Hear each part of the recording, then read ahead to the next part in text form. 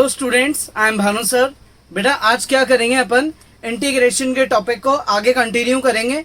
कुछ बेसिक फॉर्मूले, कुछ रूल्स की स्टडी करेंगे और एक चीज और समझेंगे आज कि इंटीग्रेशन को एंटी डेरिवेटिव क्यों बोला जाता है।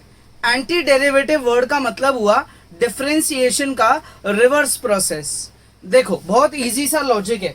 अगर मैंने बोला कि भाई derivative of sine x, sine x का डेरिवेटिव क्या होता है, तो आप बोलोगे कॉस एक्स होता है। ठीक है, तो अब आप एक तरीके से ये समझो कि ये जो dx है ये इधर शिफ्ट हो जाएगा। ठीक है, ये dx इधर शिफ्ट हो जाएगा। इधर शिफ्ट होने से क्या होगा, अपन यहां लिखेंगे sine x is equal to integration cos x dx। तो जब नीचे का dx इधर गया तो साथ में पूरा डेरिवेटिव का लॉजिक हटके इंटीग्रेशन का सिंबल आ गया। मतलब साइन एक्स का जो डेरिवेटिव है वो है कॉस एक्स, तो कॉस एक्स का इंटीग्रेशन है साइन एक्स। एक और एग्जांपल ले, डेरिवेटिव ऑफ लॉग एक्स होता है 1/x। लॉग का डेरिवेटिव क्या होता है 1/x। तो सिमिलरली अगर dx इधर जाएगा और डेरिवेटिव की जगह इंटीग्रेशन का सिंबल आएगा तो अपन यहां लिखेंगे log is equals to integration of 1/x। तो जब भी आप मान लो एक फंक्शन है a, एक फंक्शन है b, जब आप a फंक्शन का डेरिवेटिव कर रहे हो और आपका आंसर b फंक्शन आ रहा है, तो जब आप b का इंटीग्रेशन करोगे तो a आ जाएगा। a का डेरिवेटिव करने से b आया, ठीक है, तो b का इंटीग्रेशन करने से a आ जाएगा। इसलिए इंटीग्रेशन डेरिवेटिव का रिवर्स प्रोसेस होता है, क्योंकि इसमें सारी कहानी उल्टी चलती है। क्लियर यहां तक? तो जैसे अपन ने डेरिवेटिव यानी कि डिफरेंशिएशन के कुछ बेसिक फॉर्मूले लर्न करे थे इस तरीके के, ऐसे ही अपन इंटीग्रेशन के भी कुछ फॉर्मूले लर्न करेंगे और उसके बाद पढ़ेंगे कि इंटीग्रेशन में क्या प्रॉपर्टीज लग सकती है और इसके कितने मेथड्स हैं इंटीग्रेट करने के। तो स्टार्ट करते हैं अपन किससे, फॉर्मूले के साथ। सबसे पहले फॉर्मूले पढ़ते हैं। देखो भाई, फर्स्ट एक टेबल बना लेते हैं अपन किसकी, fx, ठीक है, और एक इंटीग्रेशन ऑफ fx। मतलब आपका फंक्शन क्या है और उसका इंटीग्रेशन क्या होगा। जैसे मैंने फंक्शन लिया, मान लो कोई सा भी, जैसे k इज अ कांस्टेंट। अब ये 1 2 3 4 -1 -2 1/2 कुछ भी हो सकता है constant. k is a constant, ठीक है। तो अब किसी भी कांस्टेंट का इंटीग्रेशन क्या होता है, कांस्टेंट का इंटीग्रेशन होता है kx प्लस c। अगर आप x के टर्म्स में कांस्टेंट को इंटीग्रेट करते हो तो x एज अ वेरिएबल यहां पे अप्लाई हो जाता है, और प्लस c आप हमेशा लिखते हो अगर आप इनडेफिनेट इंटीग्रेशन कर रहे हो। तो अगर यही डेफिनेट होता तो अपन इस प्लस c को हटा देते, इग्नोर कर देते। इसके बाद आता है जैसे x की पावर n, तो इसका फॉर्मूला हो जाता है x की power n+1 upon n+1 plus c। फिर है 1/x, तो ये हो जाएगा log of modulus x plus c। e to the power x plus c, a to the power x upon log a। ठीक है, आ गया समझ में? ये इसके कुछ बेसिक रूल्स चल रहे हैं अपने। कंटिन्यू करते हैं इन्हीं को। क्या लिख रहे हैं अपन, पहले fx और फिर क्या लिख रहे हैं, fx का इंटीग्रेशन। तो स्टार्ट देखो, 6th 7th 8th बहुत सारे करेंगे अपन, है ना। अब जैसे आते हैं किस पे, ट्रिग्नोमेट्रिक फंक्शन पे आते हैं। साइन x का इंटीग्रेशन, तो यार साइन किसका डेरिवेटिव होता है ये सोचो जरा। साइन का डेरिवेटिव होता है कॉस, कॉस का डेरिवेटिव होता है माइनस का साइन। कॉस का डेरिवेटिव कौन होता है, माइनस का साइन। जब आप कॉस का डिफरेंशिएशन करते हो तो आपका आंसर आता है माइनस का साइन एक्स। अब आप dx को इधर ले जाओ, माइनस को इधर लगा दो, तो minus cos x is equals to integration of sine x. तो अगर मैं साइन एक्स का इंटीग्रेशन करूंगा तो मेरा आंसर आ जाएगा माइनस का कॉस एक्स और प्लस का सी। नेक्स्ट है अपना कॉस एक्स। कॉस का इंटीग्रेशन क्या होता है? साइन एक्स, क्योंकि साइन का डेरिवेटिव कॉस। अच्छा, ऐसे ही आप बता सकते हो क्या टैन का डेरिवेटिव क्या होता है? टैन का डेरिवेटिव होता है अपना मेरे ख्याल से सेक स्क्वायर एक्स। तो इसका मतलब सेक स्क्वायर एक्स का इंटीग्रेशन क्या हुआ? Tan x. कॉट एक्स का डेरिवेटिव क्या होता है? माइनस का कोसेक स्क्वायर एक्स। तो कोसेक स्क्वायर एक्स का डेरिवेटिव क्या हुआ? माइनस का कॉट एक्स। अच्छा, सेक एक्स का डेरिवेटिव क्या होता है? सेक एक्स का डेरिवेटिव होता है sec x multiply tan x. तो sec x multiply tan x का इंटीग्रेशन हो जाएगा सेक एक्स। ऐसे ही कोसेक एक्स का डेरिवेटिव क्या होता है? माइनस का cosec x into cot x. तो cosec x into cot x, cosec x multiply cot x का इंटीग्रेशन हो जाएगा माइनस का कोसेक एक्स। आ गया समझ में? ये सब क्या है? ये इंटीग्रेशंस है। तो आपको इन सबको क्या करना पड़ेगा? लर्न करना पड़ेगा। ये सारे रूल्स हैं, इसके बिना आपसे इंटीग्रेशन होगा नहीं, ये ध्यान रखना। ये सब बेसिक रूल्स हैं। अच्छा, साइन आ गया, कॉस आ गया, इतने सारे आ गए। दो चीजें नहीं आई मेरे अकॉर्डिंग, एक तो टैन एक्स और एक कॉट एक्स। इनके बारे में भी लिखते हैं। F x integration of f x. अगर मेरा फंक्शन है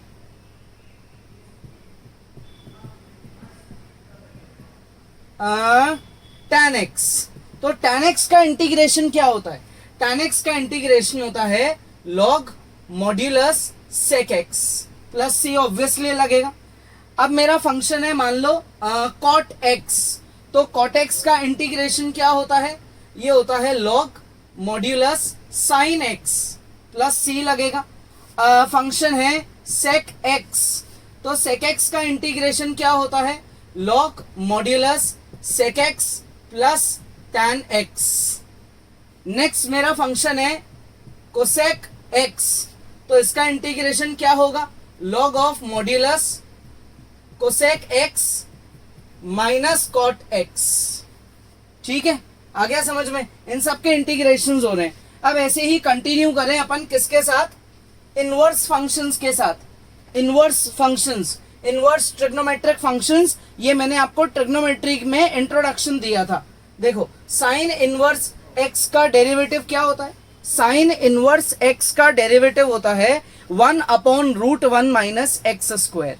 ठीक है, तो इस हिसाब से अगर मैं 1/√1 माइनस एक्स स्क्वायर का इंटीग्रेशन करूंगा तो मेरे दो आंसर्स आने की पॉसिबिलिटी है। या तो मेरा आंसर आ जाएगा साइन इनवर्स एक्स प्लस सी, या फिर मैं मेरा आंसर लिख सकता हूं माइनस का कॉस इनवर्स एक्स प्लस सी। ठीक है, आ गया समझ में? ये दो आंसर्स पॉसिबल है। नेक्स्ट अगर बात करें किसकी? 1/1 प्लस एक्स स्क्वायर की। 1/1 प्लस एक्स स्क्वायर की। तो 1/1 प्लस एक्स स्क्वायर किसका डेरिवेटिव होता है? टैन इनवर्स एक्स का। तो इसका इंटीग्रेशन कौन होगा? खुद टैन इनवर्स एक्स। और दूसरा इसका आंसर क्या हो सकता है? माइनस का कॉट इनवर्स एक्स प्लस सी। ये इसका सेकेंड पॉसिबल आंसर है। कॉपी करेंगे आप लोग, बीच में पॉज करके कंटिन्यू करते हैं अपन फॉर्मूले। 18th है जैसे अपना 1/x√x² -1। इसके कितने आंसर्स पॉसिबल हैं? दो आंसर्स पॉसिबल है। एक है सेक इनवर्स एक्स प्लस सी और एक है कोसेक इनवर्स एक्स प्लस सी। और कोसेक के साथ क्या लगा देना भाई? माइनस। देखो, हर बार एक पॉजिटिव एक negative, positive negative, positive negative. ठीक है, तो काफी सारे फॉर्मूलेज है अपने किसके? इंटीग्रेशन के। अच्छा, अब जैसे अभी अभी अपन ने फॉर्मूला बोला किसका? x⁴n का इंटीग्रेशन, x⁴n+1/n+1, यही बोला। अब क्या इससे आप ये बता सकते हो कि √x का इंटीग्रेशन क्या होता होगा? सोचो जरा, सोचो। रूट एक्स का मतलब होता है एक्स की पावर हाफ, एक्स की पावर हाफ, है ना। तो अब आप यहाँ एन की जगह 1/2 पुट कर दो। 1/2 अगर पुट करूंगा तो 1/2 प्लस 1, 1/2 प्लस 1, ये हो जाएगा 3/2, उसका उल्टा हो जाएगा 2/3। तो 2/3 एक्स रूट एक्स प्लस सी। सिमिलरली अगर इंटीग्रेशन करना हो 1/√x का, यानी कि x की पावर -½ का, तो इसका आंसर हो जाएगा 2√x प्लस सी।